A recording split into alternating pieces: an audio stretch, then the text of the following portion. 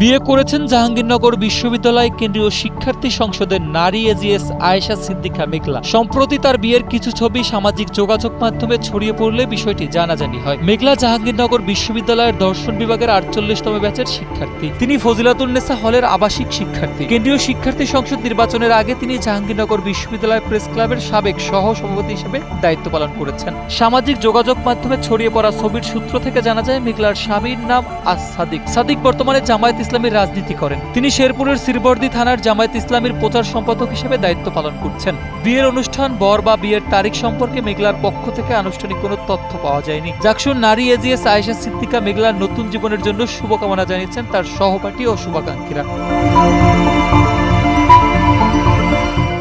জীবন অবাক না করলে কে করবে? 28% মিল্ক ফ্যাটের অবাক করার সাথে ফ্রেশ মিল্ক পাউডার। জীবন অবাক করুক প্রতিদিন।